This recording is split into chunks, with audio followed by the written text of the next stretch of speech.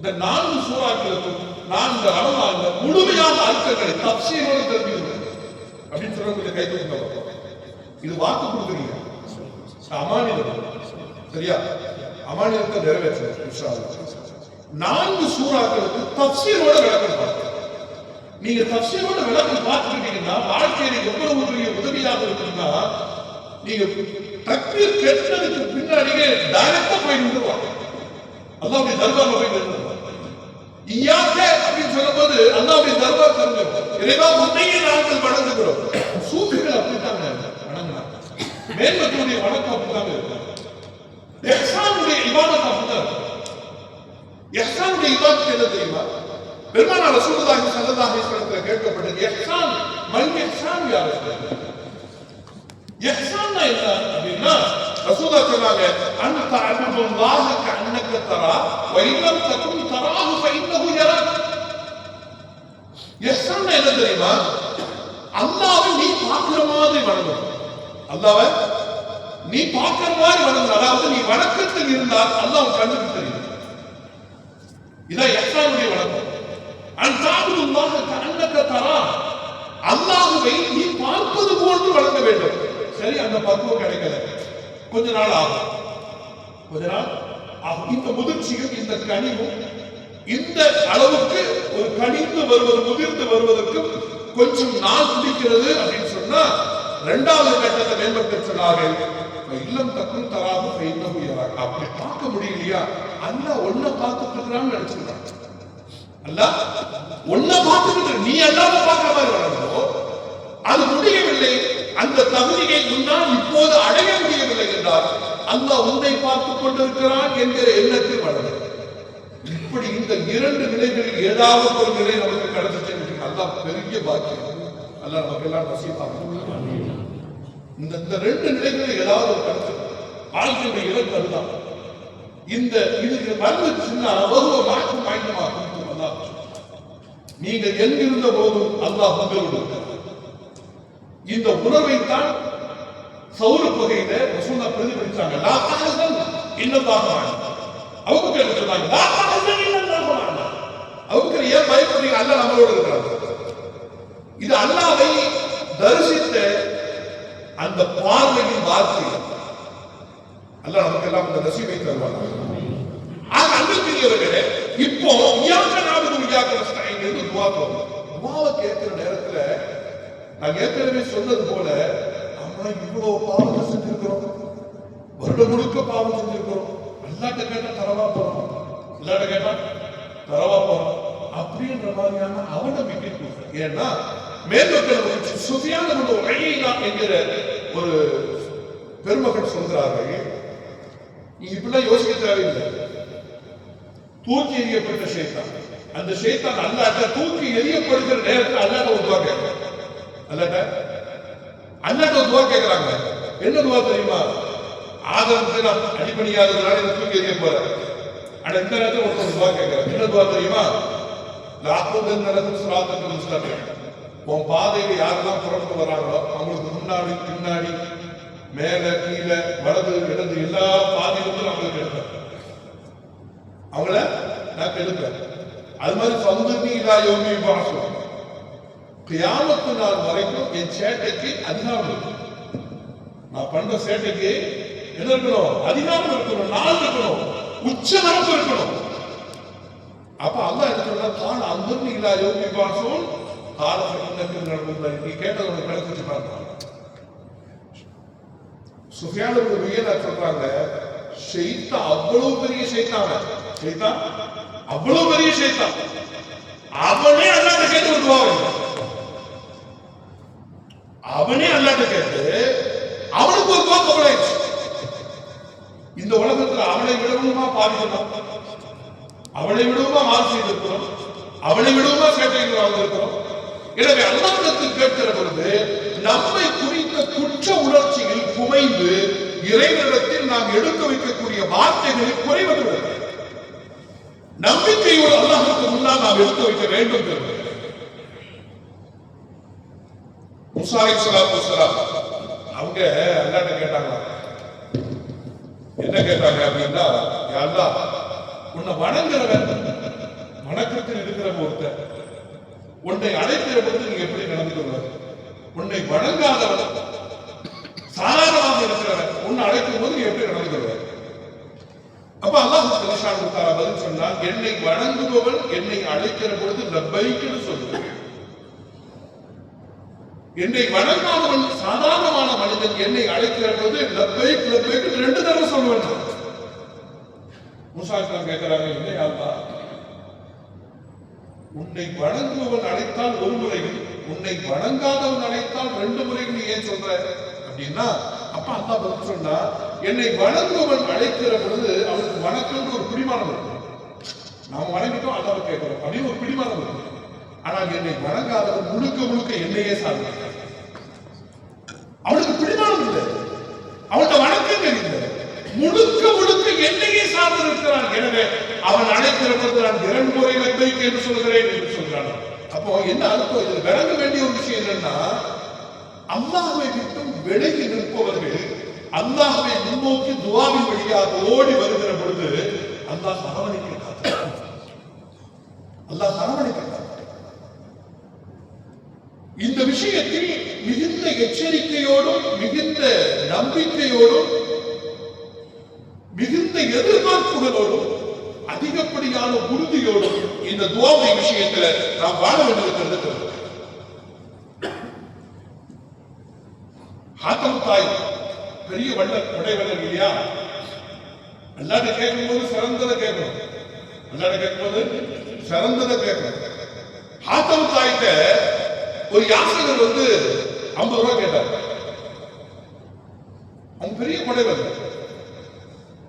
இவங்க என்ன பண்ணாங்கன்னா 500 ரூபாய் எடுத்துட்டாங்க. பக்கத்தில் இருக்கிற நண்பர் கேட்டாரு, அவர் கேட்டது 50 ரூபாய் தாங்க. நம்மகிட்ட 50 ரூபாய் கேட்டா 5 ரூபாய் கொடுப்போம், அது வேற விஷயம். அவர் கேட்டது 50 தாங்க, நீங்க ஏன் 500 ரூபாய் கொடுத்தீங்க அப்படின்னு சொன்ன போது ஹாத்தம் தாய் சொன்னாங்க, அவர் தகுதிக்கு கேட்டாரு, நாம நம்ம தகுதிக்கு கொடுக்கணும். நாம நம்ம தகுதிக்கு கொடுக்கணும். அல்லாஹ்விடத்தில் நாம் நம் தகுதிக்கு கேட்போம். ஆனா அல்லாஹ் தர்றது அவன் தகுதிக்கு தரும். அன்துமுல் ஃபுகரா வல்லாஹுல் கனி வஅன்துமுல் ஃபுகரா. இந்த உலகத்துல ஃபகீரும் ஃபகீர் தான், அரசரும் ஃபகீர். ஏன்னா அன்துமுல் ஃபுகரான்ற ஒரு வார்த்தை இருக்கிறது. எல்லோரும் முசாபிர் பசங்கன்றாங்க, எல்லாருமே ஃபகீர் சாக்கள் தான். அப்ப இருப்பது செல்வம், கோடி, சொத்து, வீடு, பங்களா, செல்வம், இது எல்லாமே அல்லாஹ்வுடைய கஸானாவை பொறுத்தவரைக்கும் கடல்ல இருந்து ஒரு துளி தான். அல்லாஹ்வுடைய கஸானாவை பொறுத்தவரைக்கும் உலகத்தின் ஒட்டுமொத்த செல்வமே பெரும் கடலில் இருந்து ஒரு துளி தண்ணீருக்கு, ஒரு துளி தண்ணீருக்கு. எல்லாமே ஃபுகராக்கள். நாம் எத்தனை விஷயங்களை அல்லாஹ்விடத்தில் முன்வைத்தாலும் அல்லாஹ் அவனுடைய தகுதிக்கு நமக்கு நம்மிடத்திலே தருகிறான் என்பதை நாம் பார்க்க கடமைப்பட்டிருக்கிறார். அல்லாஹ் சுப்ஹானஹு வ தஆலா துஆக்களை யாரிடத்திலிருந்து ஏற்றுக்கொள்வான்னு சொல்ல முடியும். சாதாரணமான ஆட்களா இருப்பாங்க, ஆனா பெரும் வழியாக இருப்பாங்க. அல்லாஹ்விடத்தில் பெரும் அந்தஸ்துடையவர்களாக இருப்பாங்க. ஸல்லல்லாஹு அலைஹி வஸல்லம் சில மனிதர்கள் இருக்கிறார்கள், பார்ப்பதற்கு பங்கரையாக இருக்கிறார்கள். அவர்களுக்கு யாரும் சிபாரிசு செய்ய மாட்டார்கள். ஏதேனும் ஒரு வாசலில் போய் நின்றால் அவர்கள் விரட்டி அடிக்கப்படுவார்கள். பார்ப்பதற்கு அலங்கோலமாக இருப்பார்கள். ஆனால் லவ் அக்ஸம அலல்லாஹி லபர்ரா. ஆனா அல்லாஹ்வுக்கு அவங்களுக்கு எவ்வளவு பெரிய சிறப்பு இருக்கு தெரியுமா? அல்லாஹ் மீது சத்தியமிட்டு யா அல்லாஹ் இதை நிறைவேற்றி கொடு அப்படின்னு அவங்க சொன்னாங்கன்னா அல்லாஹ் அதை நிறைவேற்றி கொடுத்து விடுவான் அப்படின்னு சொன்னாங்க ரசூலுல்லாஹி ஸல்லல்லாஹு அலைஹி வஸல்லம். யார் இது சாதாரணமாக தருவது? உவைசுல் கர்னி அப்படின்னு ஒரு சஹாபி இருக்காங்க. சஹாபின்னா நம்ம ஏற்கனவே நேற்றைய பாடத்தில் சொல்லியிருக்கிறோம். ரசூலுல்லாஹ்வை பார்த்திருக்கணும், ஈமான் கொண்டிருக்கணும், கடைசி வரைக்கும் இல்லையா? உவைசுல் கர்னி யமன்ல வாழ்ந்தாங்க. ஆனா ரசூலுல்லாஹ் மேல அளவு கடந்த முஹப்பத். நேர்ல பார்த்தவங்க எவ்வளவு முஹப்பத் வச்சிருப்பாங்களோ அதை விடவும் கோடி மடங்கு வச்சிருந்தாங்க. யாரு? உவைசுல் கர்னி ரலியல்லாஹு தஆலா யமன்ல வாழ்ந்தாங்க. ரசூலுல்லாஹ்வை வாழும் காலத்தில் அவர்கள் வாழ்ந்திருந்தாலும் வந்து பார்க்க முடியவில்லை. தாய்க்கு அவர்கள் சேவை செய்து. ஆனா அந்த உவைசுல் கர்னியை பத்தி ரசூலுல்லாஹ் உமர் மீது பேசுறாங்க. அந்த உவைசுல் கர்னியை சந்திக்காத, தூரம் இருக்கிற, சந்திக்க முடியாமல் இருக்கிற அந்த உவைசுல் கர்னியை பத்தி ரசூலுல்லாஹ் உமர் மீது சொன்னாங்க, காலத்துல யமன்லயோ அல்லது வேறு இடங்களிலேயோ இப்படிப்பட்ட ஒரு மனிதரை நீ சந்திப்பார். அப்படி சந்திக்கிற நேரத்தில் நீங்க செய்ய வேண்டிய ஒரு காரியம் இருக்கிறது. அவரை நீங்கள் சந்தித்தால் என் சலாம் சொல்லுங்க. ஒண்ணு, அவரை சந்தித்தால் உங்களுக்காக அவரிடத்தில் பிரார்த்தனை செய்யுங்கள். உங்களுக்காக அவரிடத்தில் நீங்கள் துஆ செய்ய சொல்லுங்கள் என்றார்கள் பெருமானார் ரசூலுல்லாஹி ஸல்லல்லாஹு அலைஹி வஸல்லம். எந்த புத்துல எந்த பாம்பு இருக்குதுன்னு சொல்ல முடியாது, நம்ம சொல்ல முடியாது. ஸல்லல்லாஹு அலைஹி வஸல்லம் துஆவுடைய விஷயத்தை வேண்டுதலில் ரசூலுல்லாஹி எத்தனை பேர் துஆ கேட்பாங்க? ஹதீஸ்ல வருது, யா ரசூலுல்லாஹ் என்னுடைய வாழ்க்கையில் இந்த மாதிரி பிரச்சனை துஆ செய்யுங்க. நிறைய பேர் கேட்டிருக்காங்க. ஹஜ்ரத் உமர் ரலியல்லாஹு தஆலா ஒரு நாள் உம்ராவுக்காக வேண்டி போறதுக்காக வேண்டி ரசூலுல்லாஹ் நபி யா ரசூலுல்லாஹ் உம்ராவுக்கு போயிட்டு வரலாம்னு நினைச்சிருக்காங்க. ரசூலுல்லாஹ் துஆ செஞ்சு அனுப்புவாங்க அப்படின்னு நினைச்சிட்டு ரசூலுல்லாஹ் ஹஜ்ரத் உமர் ரலியல்லாஹு அன்ஹு சொல்றாங்க. அப்படி சொல்லுகிற பொழுது ஹஜ்ரத் உமர் ரலியல்லாஹு அன்ஹு ரசூலுல்லாஹ் சொன்னாங்க, லா தன்சானி ஃபீ துஆயிக்கும் யா உஹைர். உமரே, உம்ராவுக்கு போறீங்க, துஆ ஒப்புக்கொள்ளப்படக்கூடிய இடத்துல இந்த அடியானை மறந்து விடாதீங்கன்னு சொன்னாங்க. யார் சொன்னா? ரசூலுல்லாஹி ஸல்லல்லாஹு அலைஹி வஸல்லம்.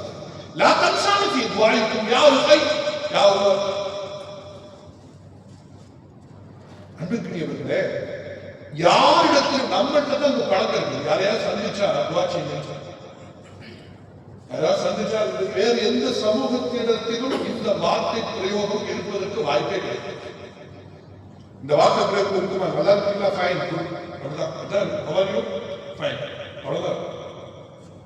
நாம தான் நம் முஸ்லிம்களிடத்தில் மாத்திரம்தான் நம்ம சந்திக்கும் போது, பெரியவங்களை சந்திக்கும் போது துஆ செய்யணும். அல்லது பிறந்த குழந்தைங்க நம்முடைய குடும்பத்தில் இருக்கக்கூடிய மூத்தவர்கிட்ட காமிச்சு, அத்தாட்டையோ அம்மாட்டையோ அப்பாட்டையோ நன்னாத்தாட்டையோ அவர்களை காமிச்சு துஆ செய்யணும். சரியா? அவங்க ஆசீர்வாதம் வார்த்தை வச்சிருக்கலாம். ஆனால் இந்த துஆ செய்யுங்க, அடுத்தவர்களிடத்தில் துஆ செய்யுங்கள் அப்படின்னு சொல்லக்கூடிய அந்த ஒரு விஷயம் நம்ம பெருமானார் ரசூலுல்லாஹி ஸல்லல்லாஹு அலைஹி வஸல்லம் சொன்னாங்க, ஹஜ்ஜுடைய காலங்களில் காபாவை சுற்றி வரும்போது தவாஃப் செய்யும் போது ருக்குனே யமானியை கடந்து வரும்போது நம்ம என்ன சொன்னாங்க? பல நபிமார்கள் அந்த இடத்துல அடக்கம் செய்யணும். எல்லாத்தையும் ஓதி வருவோம், குர்ஆனை ஓதுவோம், துஆக்களை ஓதுவோம், தஸ்பீஹாத்துகளை ஓதுவோம். ருக்குனே யமானிக்கு மட்டும் வரும்போது என்ன ஓதுவோம்? ரப்பனா ஆத்தினா ஃபித் துன்யா ஹஸனத்தன் வ ஃபில் ஆখিরাতি ஹஸனத்தன் வ கினா அஸாபன். ரசூலுல்லாஹ் அதிகமா ஓதி வரக்கூடிய துஆ ரப்பனா ஆத்தினா என்ற துஆ இருக்குல்ல, உலகத்தில் அழகான வாழ்க்கையும் நாளை மறுமையில் அழகான வாழ்க்கையும் நரகத்திலிருந்து விடுதலையும் யார் தான் எனக்கு தந்தது? ஒட்டுமொத்தமாக ரத்தின சுருக்கமாக இருக்கிற ஒரு அற்புதமான ஒரு துஆ இது. ஸல்லல்லாஹு அலைஹி வஸல்லம் செய்தி வருது, ஒரு சஹாபி படுக்கையில ரொம்ப நோஞ்சனாயிட்டாரு. படுக்கையாக வாழ்ந்தார். படுக்கையை சிலவங்க அப்படி மெதிச்சு எலும்பும் தோலுமாக சொல்ல முடியா, அப்படி எலும்பும் தோலுமாக படுக்கை கிடக்கிறார். ரசூலுல்லாஹ் சஹாபியோட போய் அவரை போய் சந்திக்க போறாங்க. பார்த்தா பரிதாபப்படுறாங்க, ரொம்ப பலவீனமா இருக்காரு. அப்ப ரசூலுல்லாஹ் பக்கத்துல உட்கார்ந்து கேட்டாங்க, அல்லாஹ்ட்ட எது துஆ கேட்டியா அப்படின்னு கேட்டாங்க. அல்லாஹ்ட்ட எது துஆ கேட்டியான்னு. ஆமா யா ரசூலுல்லாஹ், என்ன துஆ கேட்ட? யா அல்லாஹ், இந்த உலகத்தில் நான் செய்த தவறுகளுக்கு நீ தண்டனை தர விரும்பினால் அதை இந்த உலகத்திலேயே தருவேன். நாளை மறுமையில என்ன அப்படி மாதிரி தண்டனை தந்துடாது அப்படின்னு நான் கேட்டேன். அப்ப ரசூலுல்லாஹ் சொன்னாங்க, ஏன் இது அல்லாஹ்வுடைய அருள் மீது ஒரு அவநம்பிக்கை தென்படுகிற வாசகம் அல்லவா இது? உனக்கு இந்த துஆ தெரியாதா? ரப்பனா ஆத்தினா ஃபித் துன்யா ஹஸனா வ ஃபில் ஆখিরাতি ஹஸனத்தன் வ கினா அஸாபன்னார். இந்த துஆ உனக்கு தெரியாதான்னு கேட்டாங்க. இந்த துஆவை கேட்கலாம். இந்த உலகத்திலும் ஹஸனாவித்தா, நாளை மறுமையிலும் ஹஸனாவித்தா என்று நீ இப்படி கேட்டிருக்கலாமே என்று பெருமானார் ரசூலுல்லாஹி ஸல்லல்லாஹு அலைஹி வஸல்லம் அந்த சஹாபியிடத்தில் செல்லமாக கடிந்து கொண்டார்கள் என்பதை அன்பிற்குரியவர்களே, இப்படி துஆவுடைய பரக்கத்தும் துஆவுடைய வலிமைகளும் துஆவுடைய பயன்களும் துஆவை கேட்கக்கூடிய முறைகளும் ஒழுங்குகளும் நிறைய இருக்கு. எந்த நேரத்தில் துஆ கேட்கிறது, எந்த இடத்துல துஆ கேட்கிறது, எந்த நாள்ல துஆ கேட்கிறது, இதுக்கெல்லாம் ஹதீஸ்ல நிறைய இருக்கு. மழை பொழியும் நேரத்தில் துஆ கேளுங்கள் கபூலாகும். சேவை தூவும் நேரத்தில் துஆ கேளுங்கள் கபூலாகும். சஹருடைய நேரத்தில் துஆ செய்யுங்க கபூலாகும். ஒரு ஃபர்லான தொழுகைக்கு பின்னால் கேட்கப்படுகிற துஆக்கள்